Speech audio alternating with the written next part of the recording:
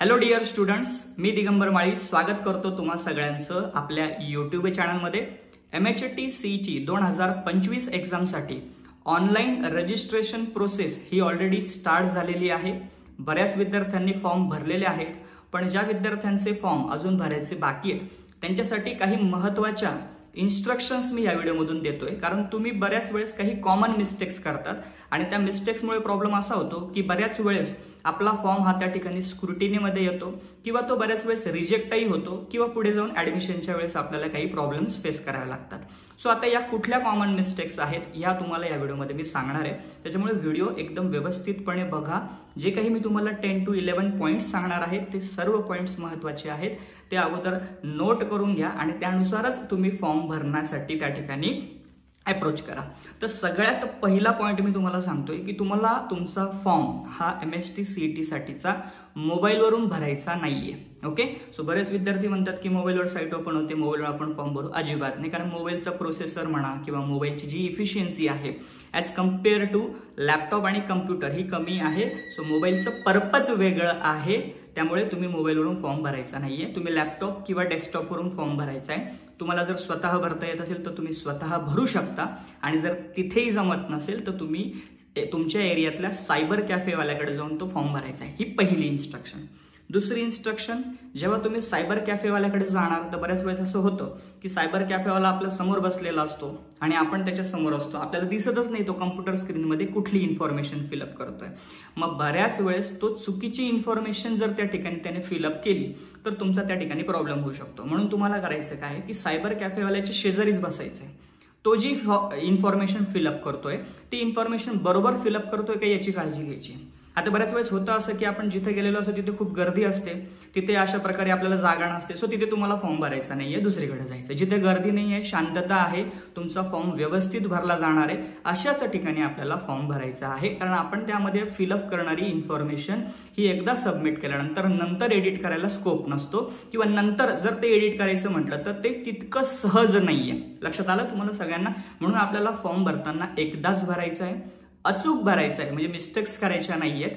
आणि in case बऱ्याच वेळेस अजूनही मुलं काय करतात की बऱ्याच वेळेस फॉर्म हे 2दा 3दा भरतात। का? कारण की पहिला फॉर्म चुकलेला असतो, अशा वेळेस सगळे फॉर्म तुमचे रिजेक्ट होऊ शकतात। तर तसंही करायचं नाहीये, एकदाच ऑनलाईन फॉर्म व्यवस्थितपणे भरायचा। ही होती दुसरी इन्स्ट्रक्शन। तिसरी इन्स्ट्रक्शन, फॉर्म भरण्याच्या अगोदर तुमच्याजवळ काही डॉक्युमेंट्स असणं गरजेचं आहे, ज्यामध्ये तुमच्याकडे तुमचं 10वीचं रिझल्ट असलं पाहिजे। ओके, 12वीचं रिझल्ट लागतं पण ते तुमच्याकडे राहणार नाही, पण जे मुलं रिपीट करतात त्यांच्याकडे ते असेल। ओके, त्यानंतर तुमचा एक पासपोर्ट साईज फोटो पाहिजे। आता बऱ्याच वेळेस पासपोर्ट साईज फोटोमध्ये मुलं कधी कधी गॉगल घातलेला असतो, है ना, हेअरस्टाईल केलेली असते किंवा व्यवस्थित चेहरा क्लिअर नसतो, तर असं करू नका। किंवा तिरपीच पोच काढली, अशीच पोच काढली, तसं काही करायचं नाही आपल्याला। पासपोर्ट साईज सरळ प्रोफेशनल फोटो आपल्याला त्या ठिकाणी लागणार आहे, ज्याचं बॅकग्राऊंड जसं तुम्हाला त्या व्हिडिओमध्ये दिसतंय प्लेन बॅकग्राऊंड आहे, असं बॅकग्राऊंड त्या ठिकाणी असायला पाहिजे। इमेज तुमची जी असणार ती JPEG फॉर्मॅटमध्ये असायला पाहिजे, त्याची साईज जास्त असता कामा नये, याची काळजी घ्यायची तुम्हाला।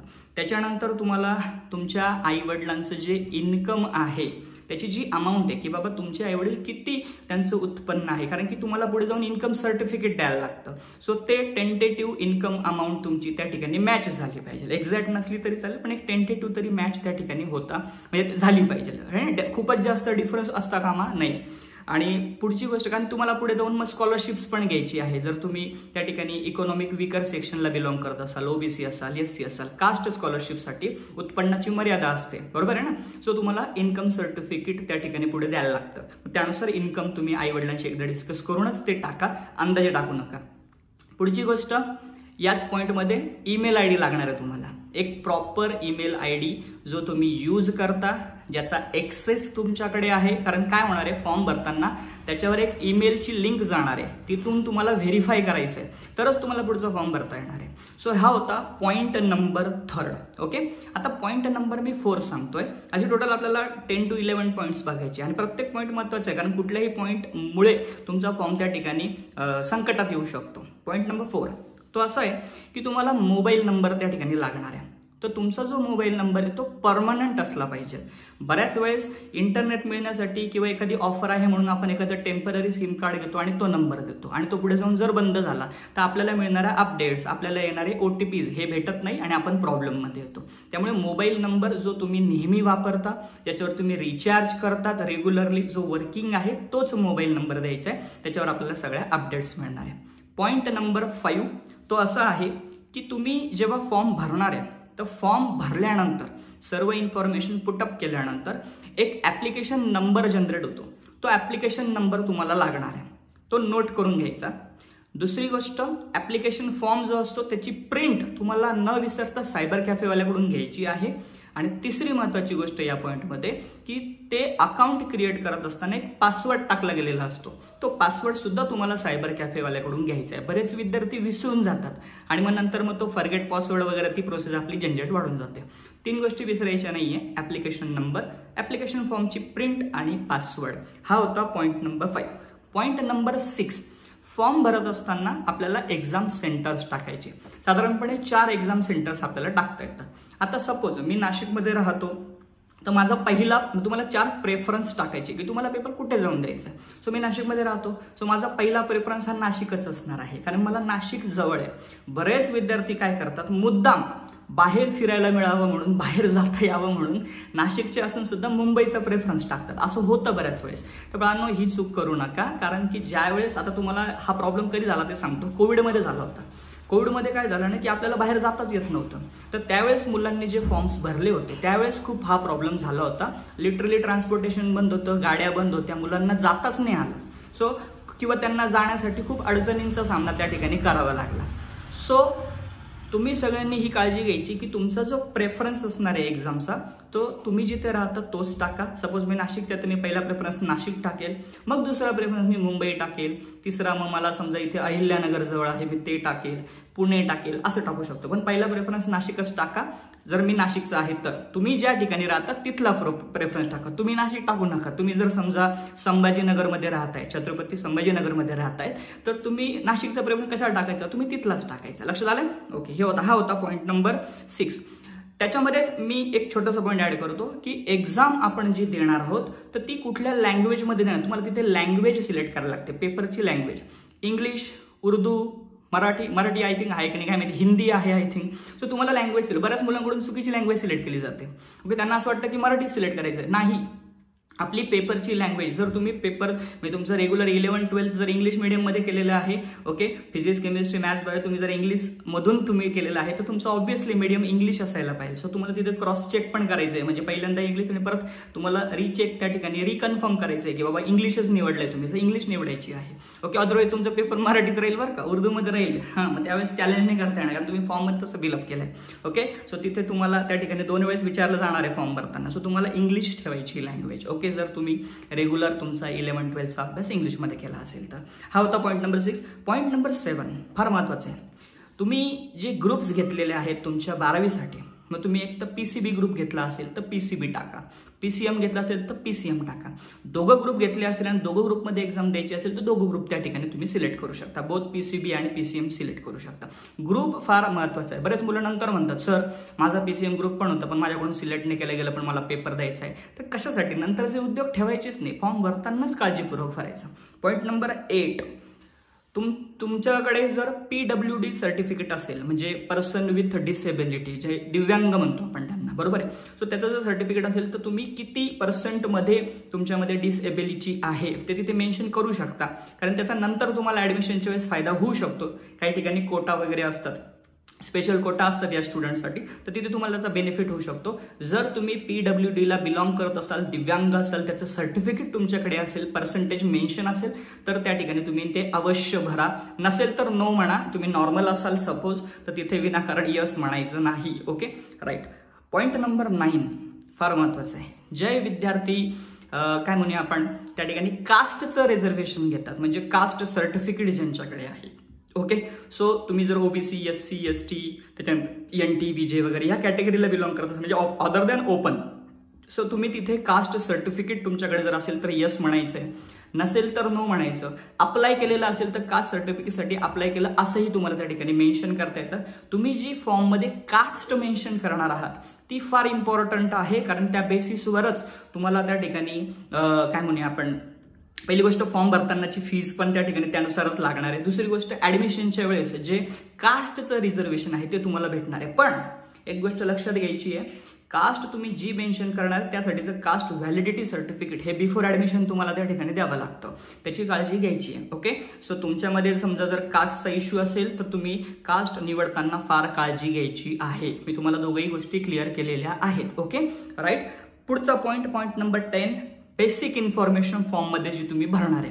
आता कुठली इन्फॉर्मेशन तुम्ही फॉर्म मध्ये भरणार आहे, तुमचं नाव टाकणार आहात तर ते नाव तुमच्या SSC सर्टिफिकेटनुसार असायला पाहिजे, म्हणजे 10वीचं जे तुमचं रिझल्ट आहे त्यानुसार असलं पाहिजे. त्यानंतर तुमच्या आईचं नाव जे आहे ते व्यवस्थित टाकायचं, स्पेलिंग मिस्टेक करायची नाहीये. त्याच्यानंतर मदर टंग, तुमची मातृभाषा मराठी आहे तर मराठी टाका.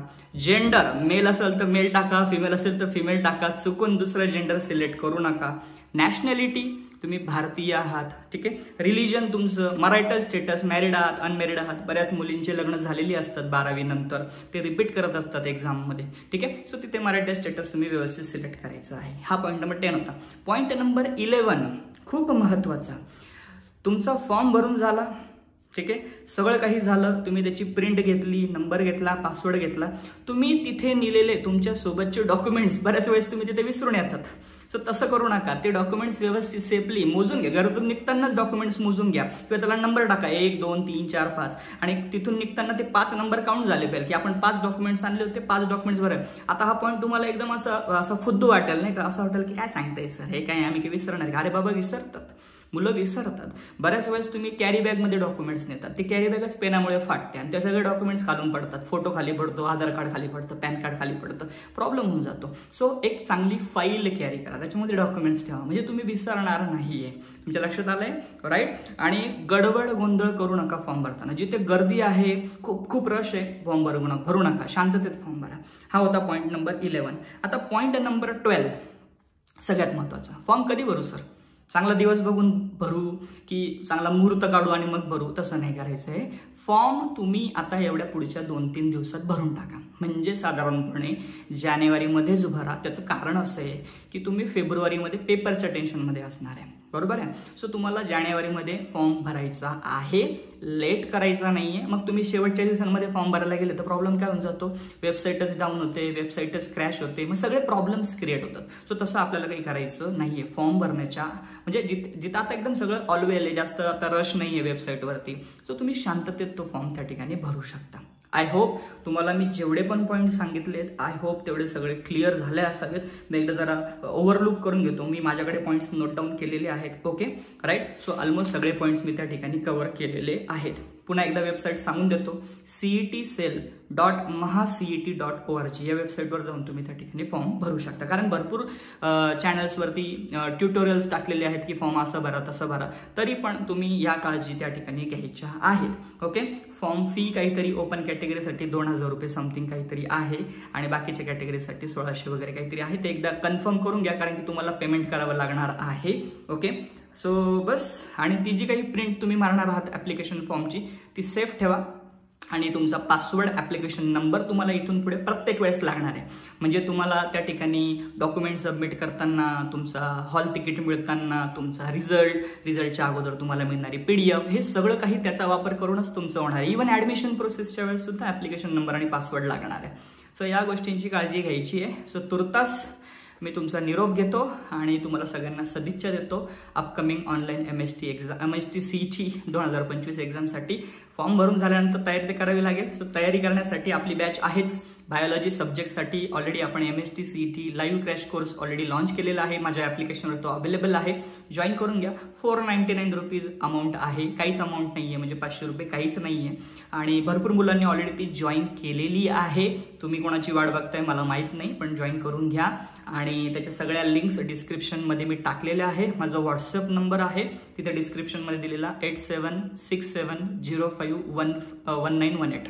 याच्यावर तुम्ही मला हाय म्हणा. तुम्हाला सगळ्या लिंक्स मी पाठवून देईल ऑटोबोट मेसेजद्वारे. ओके, सो बस बाकी ऑल द बेस्ट तुम्हाला सगळ्यांना MST CET साठी. क्रॅश कोर्स आपण सुरू करतोय 5 जानेवारीपासून. Wish you all the best. Have a good day. Take care. Bye.